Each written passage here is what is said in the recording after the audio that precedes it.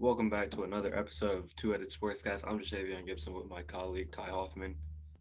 Yes, sir. And today we will be talking about teams that could possibly beat the Nets, the possibilities in the next couple of years, and everything about that. And we'll be giving our opinion on what we think about the trade, the James Harden situation, and the Kyrie Irving situation. All right, let's get into it. So, you want to? So my initial thoughts is they have to be, a favorite. I think the Lakers are still the favorite currently right now, but like in a month that can very much change. Even in like 2 weeks it could change. I think the shot distribution will be key. I think KD will have the most, like, he won't really care what happens with the shot, but I think James Harden and Kyrie, they'll have more, like, want the ball more. I feel you with that one because I feel like KD, the best scorer of all time, he can make a bucket at anything. It doesn't matter what he's doing, what he's trying to do. But I feel like that yeah, as you said, I feel like Kyrie or James Harden are going to want the ball for like a last second shot type of situation because they feel like that they're more reliable on the offensive side of the ball than they think Kevin Durant is, even though he's most likely the best scorer of all time. So people don't understand how good Kevin Durant really is at scoring, especially like KD and Kyrie and KD. They're not going to care. They're not going to pass him the ball as much as they want it because they're both selfish and that they don't want to. I think there's a lot of recency bias that's going on. Mm-hmm. Just because Kevin Durant chased the ring. He hasn't played, and he was on the Warriors, so he didn't score, how he usually scored. And I mean, we're seeing it this year. I mean, how many straight games of 25 points in a game? Already this season, he already has like 10 points with 25 plus. He averages 27. So like 24, 23, 25 area. Yeah, just absolute beast. He just can't be stopped. The only person that I think can guard him is Braun. He's not even at full strength yet, so I mean. And the only person that can guard him is Braun. I don't care what anybody says. Only person that can guard KD is Braun. Kevin Durant, I'm sorry. What? In the finals, Kevin Durant went off on LeBron. I'm sorry, LeBron cannot. That's the finals, but thinking of it could be different with the teams around him. Like, we want to say so much about like people guarding. Nobody really can guard LeBron or Anthony Davis. Even though Kawhi is a great defender, he'll hold LeBron he'll hold him to 27 instead of. And not even if Luka is not a good defender, nobody can really guard him either. Like, it's just depends on the situation, game, team around you.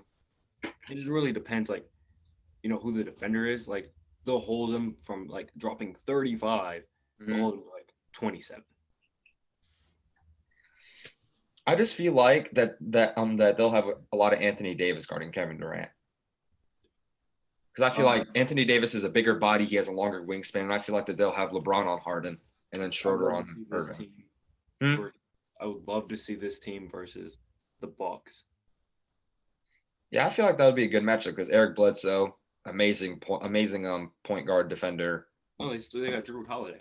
Oh yeah, not Eric Bledsoe. Drew Holiday, he can play some good defense. And we have Chris Middleton. They'll probably put him on Harden, or they'll have a switch in and put Middleton on Kyrie and Drew on Harden, whichever one. I think Drew's perfectly for Kyrie. Yeah. Middleton perfectly for him, and then we'll see what Giannis. Giannis might just be a help defender, and they'll just put somebody randomly on KD. Like Brooker or somebody like that, Robin, the tall defender. Because he can shoot over basically anybody that he needs to. It just depends on what Giannis will want to do.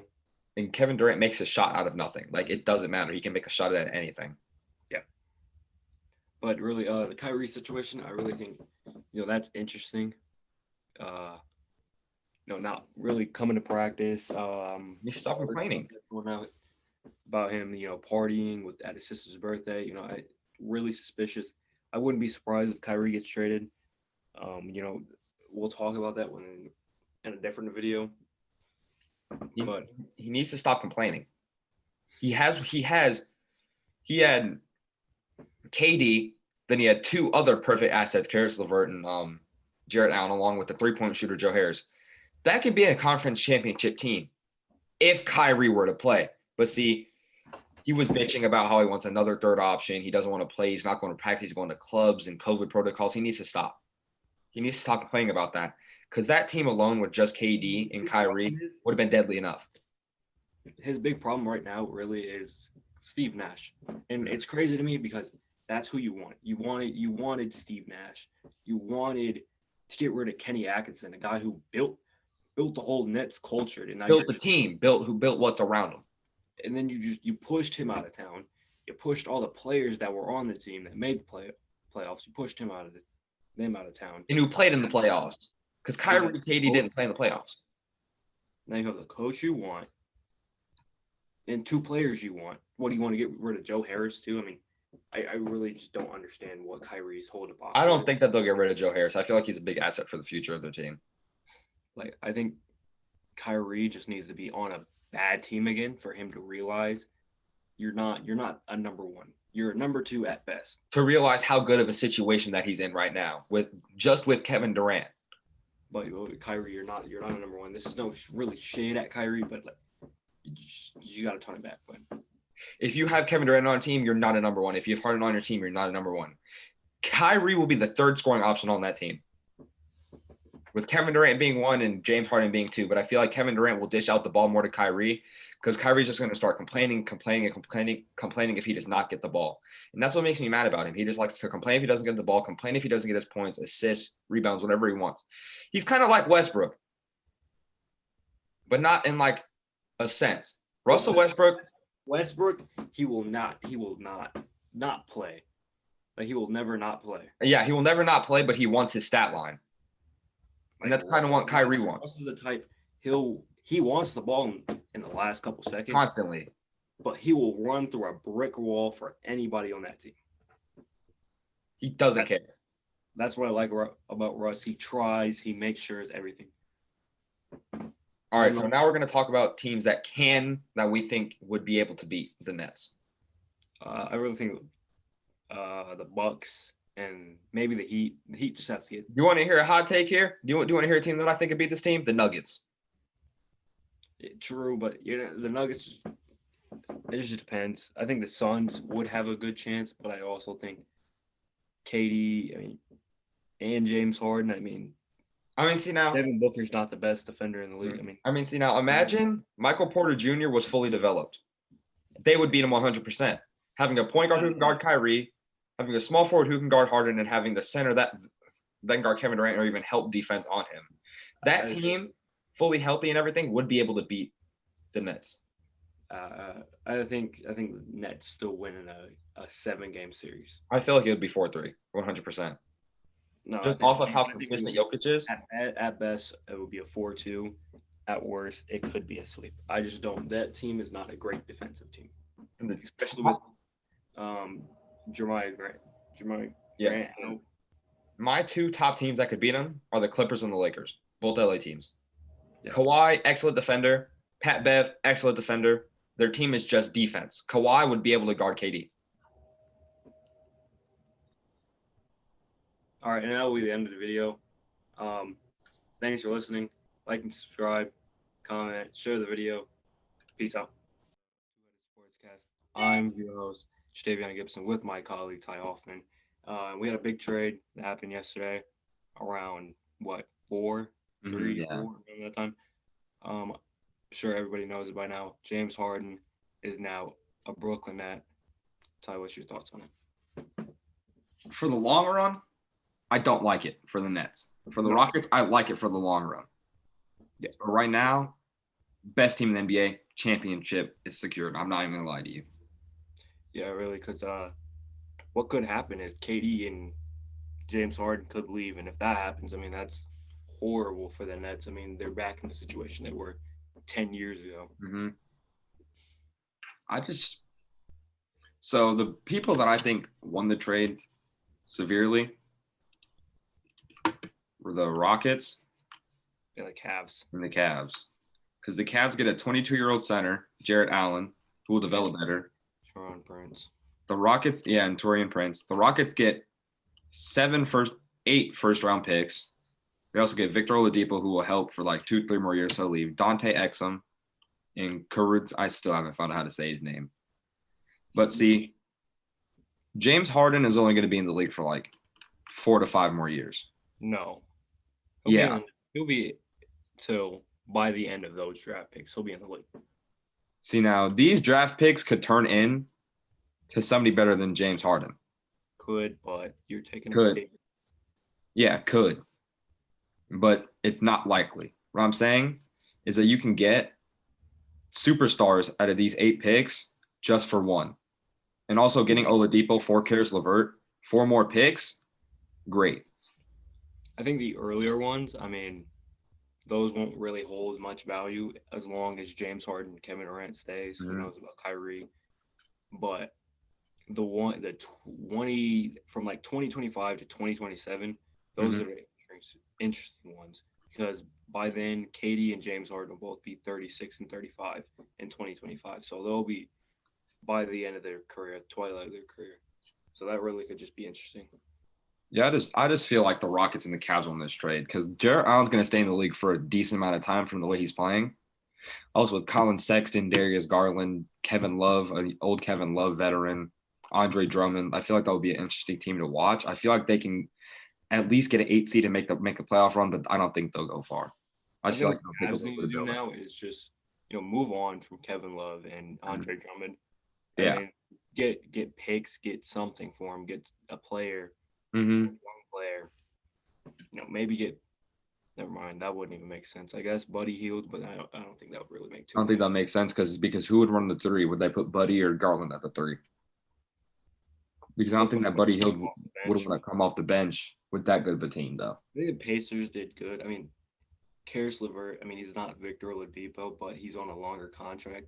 Victor's a year. He has a year left on his deal. So, yeah. I mean, I think it works out for them. They didn't want to pay Oladipo since after his injury. Yeah. This is what I need.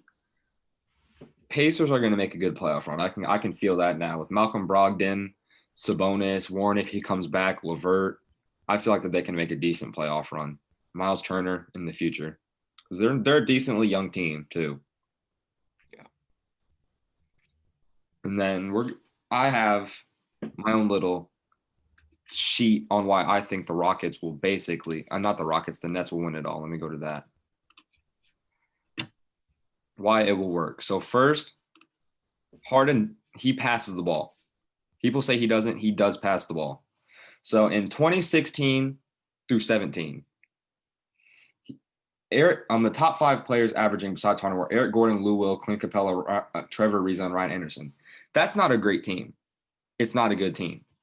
But he averages 6.3 career average on assists with 25 points per game. And then he had 30, and Kevin Durant and James Harden are going to work perfect together. Kevin Durant has not averaged under 20 points in his whole career, and he had 30-plus point seasons in 3 seasons in a row. And Harden in the 2015-16 season, he averaged 7.5 assists per game in the season. He had Dwight Howard with 13.7 points per game, Trevor Ariza with 12.7, Michael Beasley with 12.8, and Thornton with 10.0. I just feel like that he showed in the past that he passes the ball to like less assets to try and make them score, or like key role players that can score. And also he had 7.9 assists per game without the OKC days. So if he took away the OKC days where he didn't really play, he was 6th man, 7th man, he would have 7.9 assists per game. And then Kevin Durant and Kyrie efficiency. Kevin Durant in his career with Oklahoma City, he had 27 points per game, 3.7 assists per game, 7 rebounds, a 38% from 3, and a 48% from the field. That's good considering he was there for most of his career until he left with Golden State. I feel like he was a ring chaser. I just feel like he didn't like Russ. Russ was getting toxic. He didn't like that team at all. They weren't winning. Not ring chasing technically because they knew that they were going to win a ring either way. But I'm just saying I feel like that he was a better fit on Golden State. Then on Golden State, he averaged 25.8, 5.4 assists per game, 6 rebounds, 38% from 3, and 52% from the field. With that team still averaging 5 assists per game and 25 points per game is amazing. They had Draymond Green, Steph Curry, Klay Thompson. They were all scoring efficiently. They were getting what they needed to do. Kevin Durant's best season with Oklahoma, he had 32 points per game, 5.5 assists, 7.4 rebounds, and 3.5 turnovers and 2.1 personal fouls per game. That's his troubles. He's long. He likes to dribble. He likes to try and score. That is just that's not his specialty. His worst season with Oklahoma City is his rookie season. He kept on going up, improving from that season. His worst season with Oklahoma City, he had 20.3 points, 2.4 assists, 4.4 rebounds, 2.9 turnovers, and 1.5 personal fouls. I feel like still averaging 20 points and 4 rebounds in your rookie season is good, considering that he came into the league like when LeBron was in his prime, Kobe was playing. And then he's only played 4 full seasons, not full seasons, but 80-plus games. He's averaged 20-plus points per game in his whole career. In my opinion, he's the greatest scorer of all time. He averages a 38% from 3, a 49% from the field. And then with assists, people saying they don't pass the ball. Kevin Durant's not really a passer, he's a scorer, but KD and Kyrie do pass. Harden and Kyrie do pass the ball. His most assists in the season was 5.9 with that Golden State team. Usually it was to role players like the centers, the power forwards, Looney, and everybody like that, but he would pass it to Clay and Curry. And then least assist was 2.4 in his rookie season. Like I said, his rookie season, he wasn't at like his best that he is at right now. And then this season, Kevin Durant scored 20 last night. He scored 26 points, 10 from 18 from shooting 55% from the field. And with Kyrie having some of the most debatable best handles in the league, and in the 7 games that he's played, he averaged 27.1 and 6.3 assists per game. I feel like that's a big help. His lowest assists in a season was actually with LeBron on his team. He had 4.7 assists. No, with his lowest with LeBron was 4.7, and that was the first season that they started playing together. His lowest with the Celtics was 5.1, and he's only really played 1 season. Not like season, but more than 5 games with the Nets. And that was last season. He averaged 6.4 points. He averaged the most points on the Cavaliers without LeBron. Assists without LeBron, 6.1 assists. Deng, Thompson, Spencer Hayes, Miles, Jarrett Jack, CJ Miles were scoring. In his first season with LeBron, him and LeBron were the leading scorers. LeBron averaged 25.3 points per game and Kyrie averaged 19.6. I just feel like with LeBron, that was a big help for him. He won the championship. He helped LeBron win another championship. Also had Kevin Love, Tristin Thompson, Mo Williams, everybody that they needed for that team to win. And then when he first joined the Celtics, he had a 19-year-old Jason Tatum and a 21-year-old Jaylen Brown. I feel like if Kyrie were to be on that team right now, they would win a championship. I don't think so. I just feel like with how young both of them are and at like the MVP caliber that Jason Tatum was playing is, and then as the role that Jaylen Brown is playing is, and if Kyrie would actually play for that team, they could have won a ring. It was a problem that Kyrie just didn't want to share the ball. Yeah, I know. I feel that's like my main problem with this trade, and maybe Kyrie might have to go. Yeah, and that was another thing I was going to say. They might have to trade Kyrie for like a Russell Westbrook, Bradley Beal type player. They need another scorer that will actually dish out the ball instead of not wanting to pass the ball and trying to score, take last second shots to win the games. He's selfish basically. Perfect player would have been Klay Thompson, but I mean, 1, Golden State would never trade him, and 2, he's injured for the season. Yeah, and then his highest assist with the Celtics was 16.9. He mainly dished it out to Al Horford, Marcus Morris, and Jason Tatum, all averaging above 13 points. He had Hayward back, which was a big plus in his passing because Hayward got injured this season with a bad leg injury. And that brought his assists up. And then for his Brooklyn games, he had no Kevin Durant. He only played 20 games. In those 20 games, Spencer Dinwiddie had 16.8, Joe Harris had 10.5, and Karis LeVert had 11.7. And that was on 6.4 assists from Kyrie. So I feel like half of those buckets that were scored were off assists from Kyrie. He was dishing the ball, getting out to shooters, people that can actually score the ball when they need to. And then next topic, let me erase this real quick.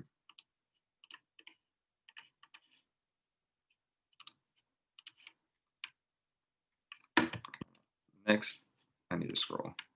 There we go. The next topic is their bench depth. Their bench is really overrated. With Timothy, I'm not sure, Luau Cabarrot scoring 9.2 points in 20 minutes. That's going to go up because Harden and KD and Kyrie aren't going to want to play the whole game. So I feel like that will go up a lot, having Jeff Green off the bench for defense. And then DeAndre Jordan, off the bench, he was averaging 5 points and 7 rebounds per game off the bench with 79% from the field. I feel like he's going to be starting. That's going to give him a big boost, a tall center that can get rebounds, score, whatever he needs to do. And trading Allen to the Cavs, if they would have kept Jarrett Allen, they would have been in phenomenal position. Then having Chris Chiozza, who's getting more experience in the league, second year. And they, as we said, they also traded away Karis LeVert. He would have been a big help to that team, but they needed to trade him to get what Kyrie wanted and what KD wanted for them to not to play. Well, for Kyrie to play, because Kyrie said that he's excited to play for him having Harden back, for having Harden on the team. But I feel like KD didn't care. He played last night, still scored, still did his work. They won. They beat the Knicks. Then my fourth key to why the win is Joe Harris, 100%. He's the only starter that stayed. He's shooting an even 50% from the three ball this year. He moves the ball around. He scores efficiently.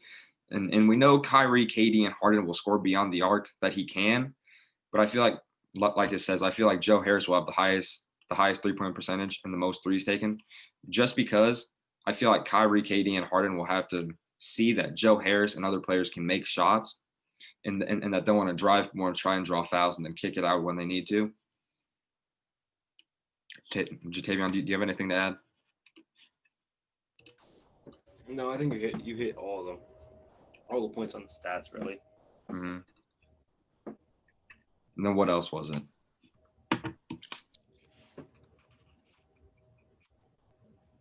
Pretty sure that's the end that we have the clips before.